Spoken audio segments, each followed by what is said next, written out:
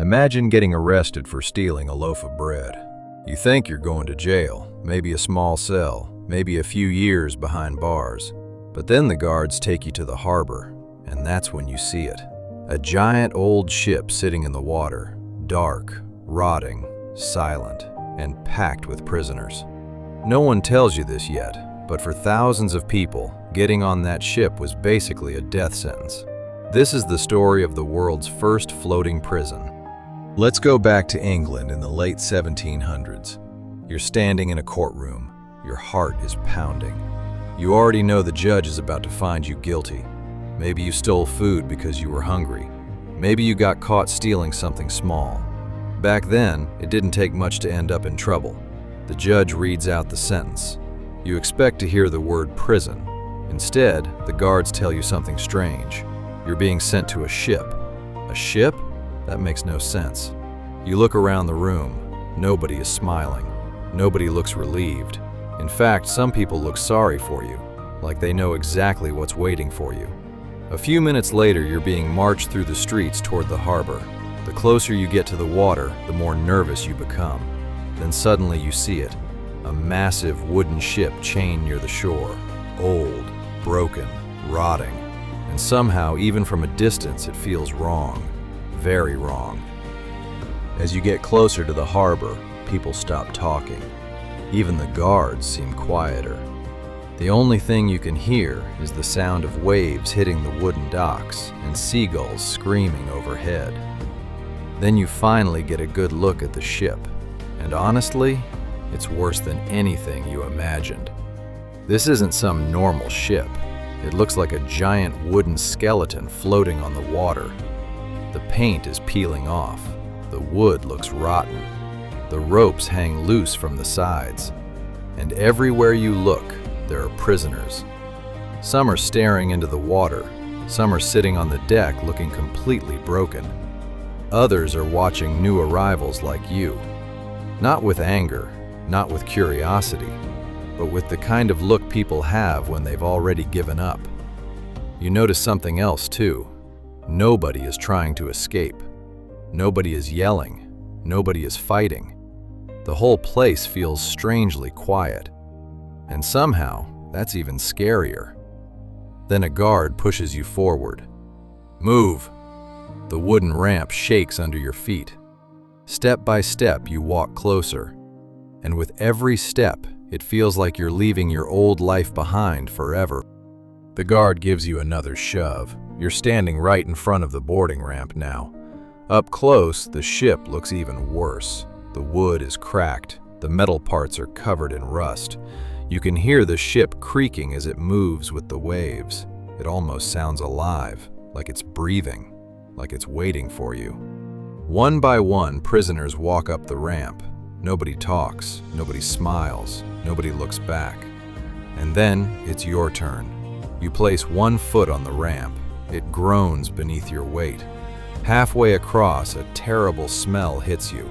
Not just a bad smell, the kind of smell that makes your stomach turn. Rotting food, dirty water, human waste, sweat, sickness. It's all mixed together.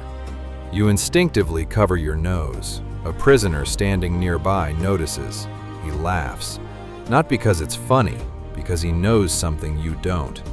Soon enough, you won't even notice the smell anymore. Not because it gets better, because you'll be trapped with it every single day. A few minutes after getting on the ship, a guard points toward a narrow wooden staircase. Down there. That's all he says. You look toward the stairs. A cold feeling runs through your body. The staircase disappears into darkness. You take a few steps down, then a few more. The deeper you go, the less sunlight you see. The air feels heavier, hotter, harder to breathe. By the time you reach the bottom, it feels like you've entered a completely different world. Rows of hammocks hang from wooden beams. Men are packed everywhere. Some are sleeping, some are coughing, some are just staring into space. Nobody looks healthy. Nobody looks happy. The ceiling is so low that taller prisoners have to bend over when they walk. The floor is damp. The walls are damp. Even the air feels wet. You realize something terrifying. This isn't a place where people are sent to live. It's a place where people are sent to slowly disappear. And this tiny, dark corner of the ship, it's your new home. At first, you think the darkness is the worst part. Then, you notice the smell. Actually, you don't just notice it. It hits you like a punch in the face. You immediately cover your nose, but it doesn't help. The smell is everywhere. It's in the air, it's in the walls, it's in the clothes, it's in every corner of the ship. Imagine hundreds of people trapped together for months, sometimes years.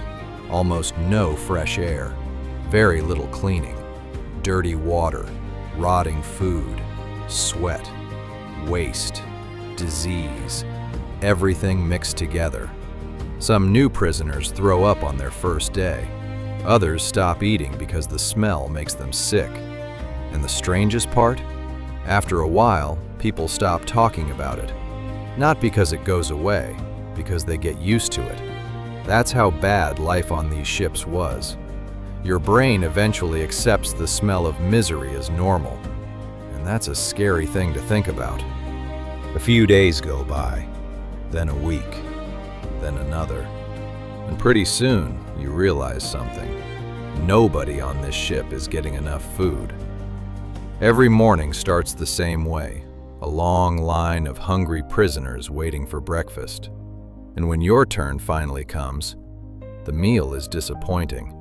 A small piece of hard bread, maybe some watery soup, sometimes a little salted meat.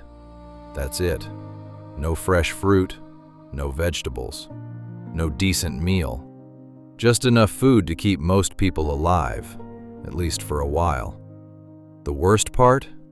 You never stop feeling hungry. You wake up hungry. You go to sleep hungry. And after weeks of eating the same terrible food, people start looking different. Their faces become thinner. Their bodies become weaker. Their energy disappears. Some prisoners even begin fighting over scraps. Not because they're violent, because they're starving. And on this ship, hunger follows you everywhere. As bad as the food was, there was something else prisoners hated even more. The rats. And there were a lot of them. Not just a few, hundreds, maybe thousands. The rats seemed to be everywhere, in the walls, under the floorboards, inside storage rooms, even near the prisoners while they slept. At night, the sounds never stopped. Scratching, running, squeaking, tiny feet moving through the darkness. Some prisoners woke up to find rats walking across their blankets. Others found rats eating the little food they had managed to save. The strangest thing was that the rats looked healthier than the prisoners. They were fat, fast, fearless. While the prisoners grew weaker every day, the rats seemed to be thriving. One former prisoner later described it perfectly. He said it felt like the rats owned the ship and the humans were just trapped inside it. And honestly, that wasn't far from the truth. By now, you've probably figured out that life on a prison ship was awful. But hunger wasn't the biggest threat, and neither were the rats. The real danger was something you couldn't see: disease. Once sickness showed up on a prison ship, it spread fast, really fast. Think about it, hundreds of people packed together, very little fresh air, almost no proper sanitation, and barely any medical care. It was the perfect place for disease to spread. One prisoner starts coughing. A few days later, 10 more are coughing. A week later, entire sections of the ship are sick. People develop fevers. They become weak. Some can barely stand. Others can't get out of bed at all. And the worst part? There isn't much anyone can do. The doctors rarely visit. Medicine is limited. And the guards mostly care about keeping prisoners locked up, not keeping them healthy. For many prisoners, getting sick wasn't the beginning of recovery, it was the beginning of the end. At some point, prisoners stopped being shocked by death. That might sound impossible, but on these ships, it became normal. Imagine waking up one morning and realizing the man sleeping next to you isn't moving. You call his name, nothing. You shake his shoulder, nothing. He's gone. And the scary part? Nobody seems surprised. People quietly make room. The body gets removed. Life goes on. Then it happens again, and again, and again. After months aboard the ship, death becomes part of the routine. Breakfast, work, sleep, death. For some prisoners, the hardest part wasn't seeing people die. It was wondering when their own turn would come. Every cough felt dangerous. Every fever felt serious. Every morning you woke up was another day you managed to survive. But nobody knew for how long, because on a floating prison, tomorrow was never guaranteed. You might be thinking something right now. Why didn't they just escape? Honestly, a lot of prisoners tried. But escaping from a floating prison wasn't easy. First, you had the guards, armed, alert, and ready to stop anyone who caused trouble. Then there were the chains. Some prisoners spent part of their sentence locked up. Others were constantly watched. But even if you somehow got past all of that, you still had one huge problem: the water. Most prison ships were anchored far enough from shore to make escape extremely risky, especially at night.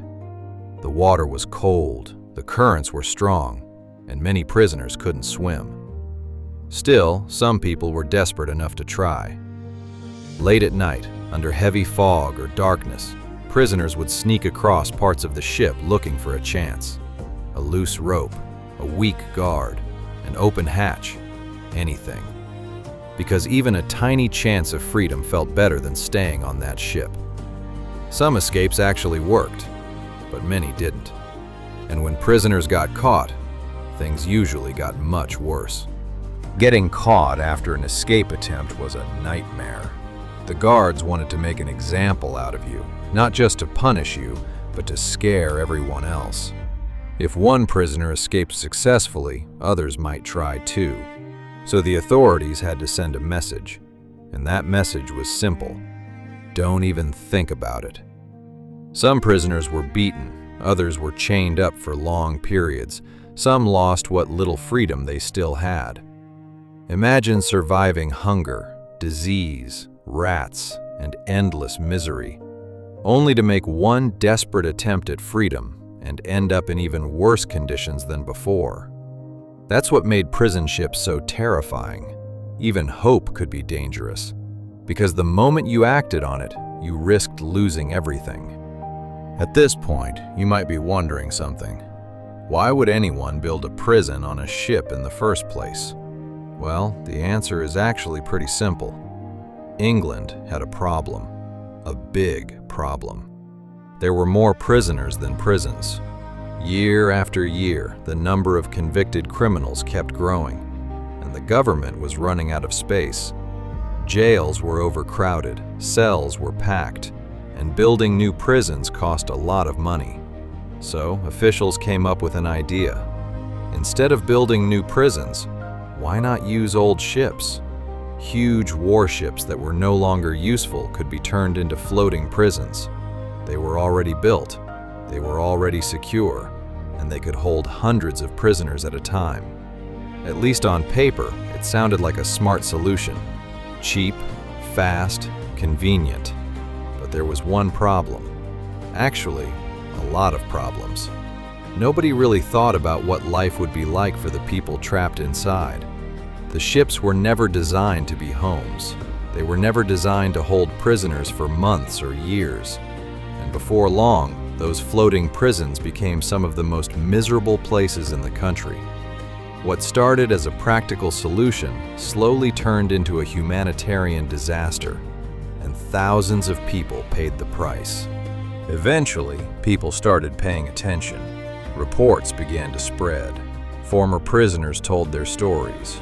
Visitors described terrible conditions, and little by little, public opinion started to change. People began asking questions. How many prisoners were dying? Why were conditions so awful? And why was this still happening? Over time, governments started moving away from prison ships. New prisons were built, reforms were introduced, and the floating prisons slowly disappeared. But the damage had already been done. Thousands of people had lived through those conditions. Thousands more never made it out. Today, most people have never even heard of floating prisons, but for the people who were forced to live on them, they were impossible to forget. These ships weren't just prisons, they were floating symbols of desperation, overcrowding, and human suffering. And even though they're gone now, their story still reminds us what can happen when people become numbers instead of human beings. So, what do you think? Could you survive even 1 week on a floating prison? Let me know down in the comments. And if you enjoyed this story and want to hear about more forgotten places, strange events, and unbelievable moments from history, don't forget to subscribe, because history is a lot stranger than most people realize.